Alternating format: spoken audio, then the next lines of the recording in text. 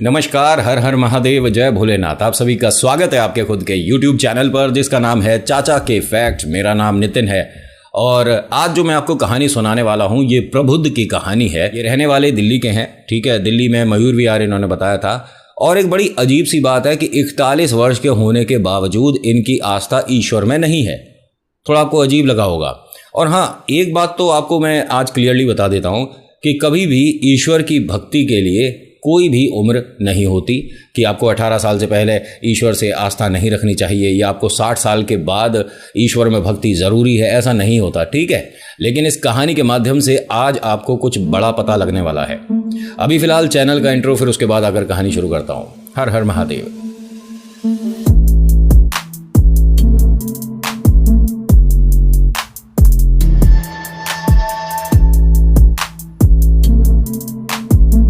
जैसा कि मैंने आपको बताया कि आज की कहानी दिल्ली से है और भेजने वाले हैं प्रबुद्ध और मयूर विहार से।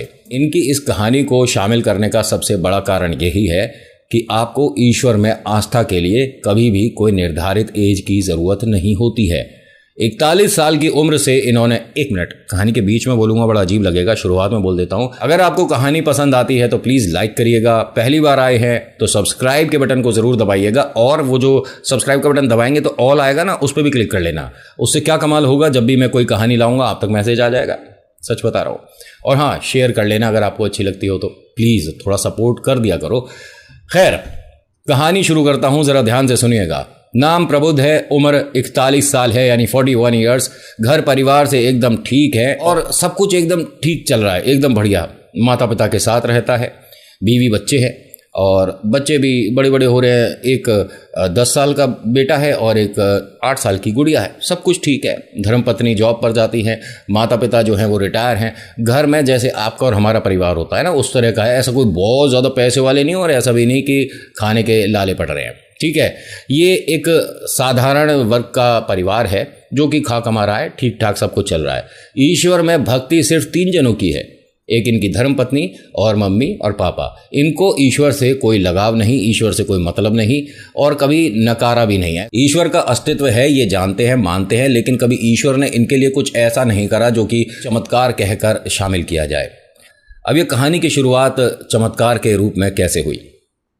इनकी शादी की सालगिरह है, बहुत सारे रिश्तेदार आए, बहुत सारे दोस्त आए, सभी ने कुछ ना कुछ भेंट दी है। और अब उनके वहाँ से जाने के बाद घर में ये सभी लोग एक साथ बैठे हैं, मम्मी पापा और ये प्रबुद्ध, इनकी धर्मपत्नी और दोनों बच्चे। और ये गिफ्ट को अनरैप कर रहे हैं, यानी गिफ्ट जितने भी आए हैं इन्हें खोल खोल कर देख रहे हैं कि भाई किसने क्या भेजा है। तो एक ने राधा कृष्ण की बहुत प्यारी एक तस्वीर भेंट करी थी, काफ़ी बड़ी। ये वो पहला समय था जिसको देखते के साथ ही इनकी आंखों में आंसू आ गए। माता पिता ने पूछा कि भाई क्या हुआ, आंख में कुछ आ गया क्या? क्या मिट्टी, पहले जाके चेहरा साफ करा, तेरी आंख से आंसू आ रहा है। अब इसने भी चेहरे पर हाथ लगाकर देखा कि वास्तव में आंसू आए। ये गया, अपना चेहरा धोकर आया। फिर धर्मपत्नी से बोलता है कि ना जाने आज मुझे क्यों अजीब सा लगा कि वो फोटो देखते के साथ ही कन्हैया की, और मन एकदम, मतलब होता है ना कि बहुत कुछ कहना है लेकिन हमारे पास शब्द नहीं है। इनके साथ मेरा ऐसा हुआ।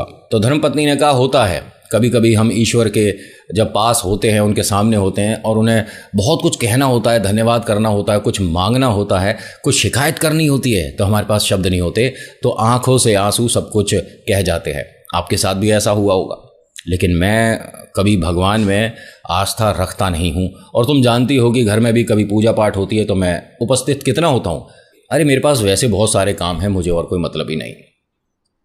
अब यहाँ से इन्होंने धीरे धीरे जय श्री कृष्णा बोलना शुरू कर दिया है। आज इनकी उम्र तकरीबन 48 है। 7 साल तक इन्होंने किसी मंदिर के दर्शन नहीं करे हैं। घर परिवार में जैसे जो चल रहा था वैसा ही चल रहा है। इन्होंने किसी को बताया नहीं कि इनका मन बहुत है कन्हैया के मंदिर जाने का, राधा कृष्ण को देखने का। लेकिन बताएंगे तो थोड़ा सा अपना बेइज्जती हो जाएगा कि भाई हम तो ईश्वर को मानते नहीं, तो अब हमारी आस्था एकदम से ईश्वर में कैसे जाग रही है। बहुत से लोग अपने आप को भक्त बताने में भी इसीलिए शर्माते हैं कि सामने वाला हमारे बारे में क्या सोचेगा। ऐसा होता है, मैंने बहुत सारे लोग देखे हैं। इनफैक्ट हमारे ऑफिस में भी एक है, मैं नाम नहीं लूँगा, उनकी ईश्वर में आस्था है, भक्ति है, लेकिन अपने आप को नास्तिक दिखाना उन्हें ज़्यादा पसंद है। ऐसे लोग बहुत हैं, एक तो हमारे ऑफिस में भी है। खैर, होता क्या है कि इनकी आस्था धीरे धीरे बढ़ रही है, लेकिन कोई भी ऐसा गुरु नहीं मिल रहा जो कि सही राह पर चलने के लिए इन्हें प्रेरित करे, बताए। क्योंकि घर में देखिए सबने शुरुआत में तो बोला था कि आपको पूजा पाठ करनी चाहिए, लेकिन जब भैया इस कान से सुनो और इससे निकाल दो, तो उन्होंने भी कहना बंद कर दिया। और जीवन में कोई भी किसी भी तरह की समस्या नहीं तो हम भगवान के पास जाकर मदद क्यों मांगें, हमें कुछ ऐसी ज़्यादा लालसा नहीं, हम इतने लालची नहीं, और पता नहीं बहुत सारी बातें बोल दिया करता था कि मेरे पास जो है जितना है मैं खुश हूँ, सक्षम हूँ।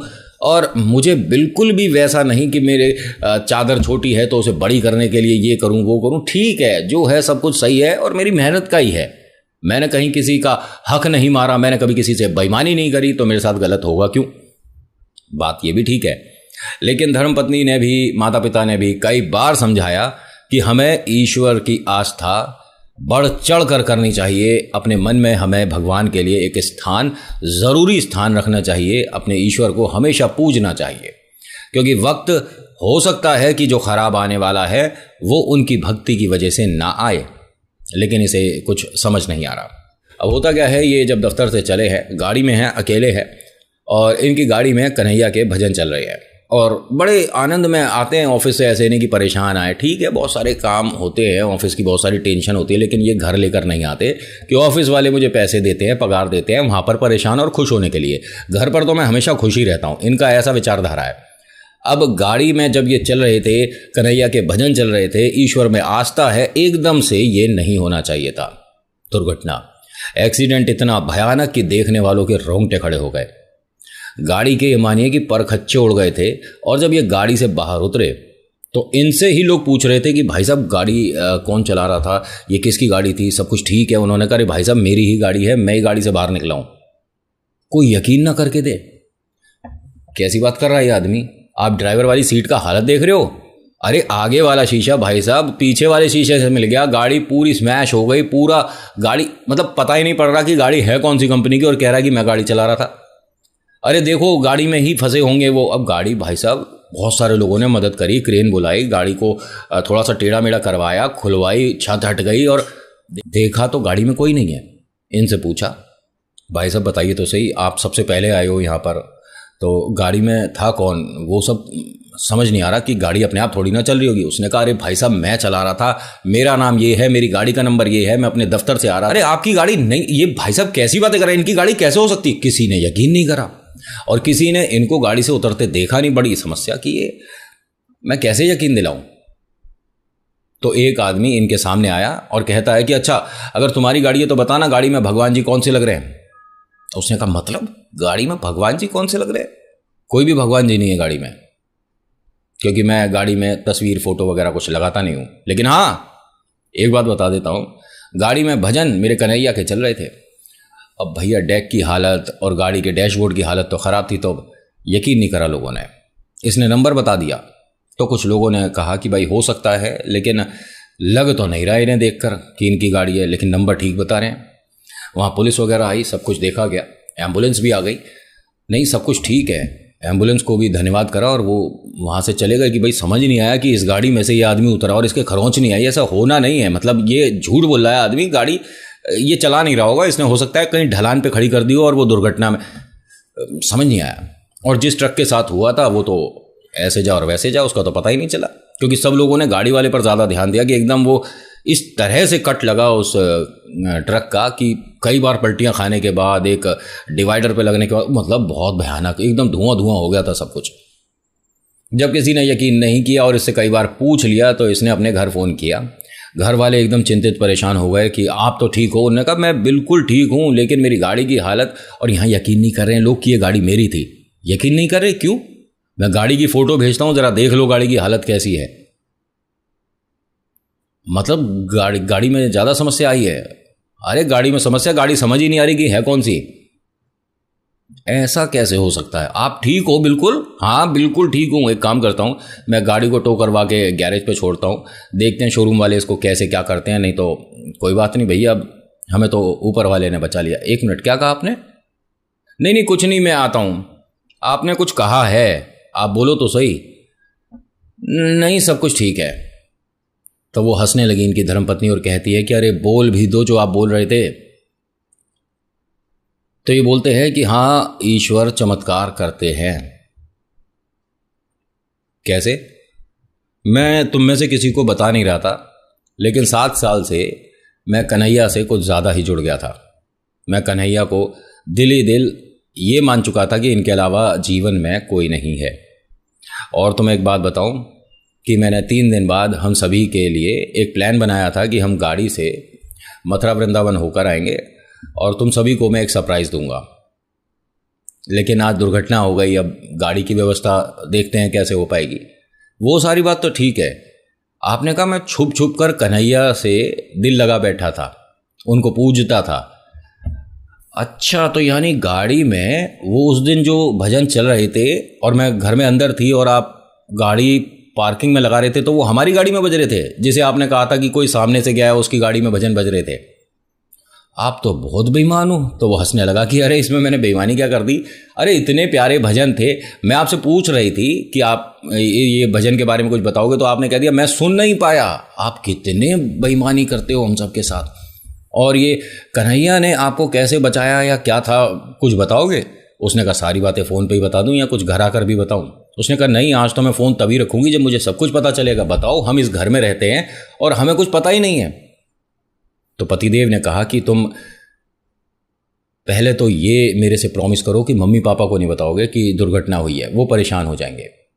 ठीक है, नहीं बताऊंगी, लेकिन मुझे बताओ तो सही, आपको ऐसा क्यों लगा कि कन्हैया ने चमत्कार किया है? उसने कहा कि आज मैं गाड़ी में वही भजन सुनता हुआ आ रहा था और हर बार जब भी मैं थोड़ा सा ऑफिस की टेंशन होती है या मैं हल्का सा भी डाउन फील करता हूँ तो मैं भजन ज़रूर सुनता हूँ। मैं जय श्री कृष्णा बोलता हूँ तो ही मन में एक एनर्जी सी आ जाती है। जब दुर्घटना हुई वही भजन चल रहे थे और उस वक्त जब मैं ये दिख रहा था कि गाड़ी पलटेगी और अब शायद नहीं बचूंगा, तो कन्हैया थाम ले, बस ऐसा कुछ मेरी ज़ुबान से निकला था। और तुम यकीन नहीं करोगी कि गाड़ी की हालत देखने के बाद लोगों को यकीन नहीं हो रहा था कि इसमें मैं था। एक एक पुर्जा उसका ऐसा हो गया, ना जाने इसको कहाँ से गाड़ी को फेंक दिया होगा। और मेरे लिए तो आज से सब कुछ मेरे कन्हैया है। बोलो जय श्री कृष्णा। अब यहाँ बातें करते करते ना इनकी मैडम को यानी धर्मपत्नी को ऐसा लगा कि ये वास्तव में ही गोलमोल बातें कर रहे हैं, झूठ बोल रहे हैं। तो कहती हैं कि फ़ोन चालू रखना और ज़रा फ़ोटो खींच के तो भेजो गाड़ी की। मुझे ऐसा लग रहा है आप ऑफिस में और हमारा आप मूर्ख बना रहे हैं। उसने कहा 1 मिनट अभी भेजता हूँ। उसने गाड़ी की फ़ोटो भेजी, आगे से खींची, इधर से खींची, फिर नंबर प्लेट की खींची, गाड़ी की अंदर से हालत दिखाई। अब ये देखकर घबरा गई, ये तो वास्तव में हमारी गाड़ी थी। आप सच मैं सच ही कह रहा हूँ। और तुम्हें यकीन नहीं आता तो मैं इतना भी बता दूं कि कन्हैया की वजह से ही मुझे एक बहुत बड़ा कॉन्ट्रैक्ट मिला है। और बड़ी कमाल की बात यह है कि जिन्होंने मतलब मेरे से डील करी है और मुझे काम दिया है उनका नाम भी कृष्णा है। मुझे तो ऐसा लगा था जैसे कन्हैया खुद आए हैं हमारी डूबती नैया को पार कराने, क्योंकि अगर वो प्रोजेक्ट मुझे नहीं मिलता तो मेरी नौकरी पर भी बात आ सकती थी। फिर घर में एकदम से वो दौर आता जो कि मैं नहीं देखना चाहता था। कन्हैया ने मुझे हर पल हर डगर संभाला है। बस तुम पापा मम्मी से मत बताना। अरे अगर आप कन्हैया की भक्ति करते हैं तो पापा मम्मी को क्यों नहीं बताना? अरे मत बताना ना। तो यहाँ सबके हंसने की आवाज़ आ गई। मम्मी पापा और इनकी धर्मपत्नी सब हंस रही थी। तो ये बोला कि मुझे पीछे हंसने की आवाज़ आ रही है। तो सभी ने एक साथ बोला कि आप स्पीकर पे हो, आपको सब सुन रहे हैं, बोलो जय श्री कृष्णा। अब पतिदेव ने घबराहट में फ़ोन काट दिया कि भैया ये तो मेरी बात सभी को पता चल गई कि मैं कन्हैया को बहुत मानता हूँ। खैर उसके बाद ये घर आते हैं और इनकी जो मुश्किल वाली डगर थी उस पर फूल बिछ जाते हैं, क्योंकि भैया इनके जीवन में कन्हैया खुद चल के आते हैं। बोलो जय श्री कृष्णा। बस उसके बाद से सब कुछ एकदम स्मूथ और बहुत बढ़िया रहा। तो आज की कहानी में इतना ही। आज की कहानी आपको कैसी लगी मुझे बताइएगा ज़रूर। अच्छी लगी तो प्लीज़ लाइक करिए, शेयर करिए, कमेंट में लिखिएगा जय श्री कृष्णा, आपका नाम आपकी जगह। मैं आप सभी से रिक्वेस्ट करता हूं कि अगर आपके पास कोई कहानी, कोई अनुभव, कुछ भी है कहने को, तो आप मुझे कमेंट में ज़रूर लिखिएगा। पहले लिखिएगा जय श्री कृष्णा, फिर आपका मैसेज। आप इंस्टा पर भी मुझे मैसेज कर सकते हैं, ठीक है। So thank you so much for watching. मेरा नाम नितिन है। मुलाकात करूंगा आपसे एक अगली वीडियो में। हर हर महादेव, जय भोलेनाथ, धन्यवाद।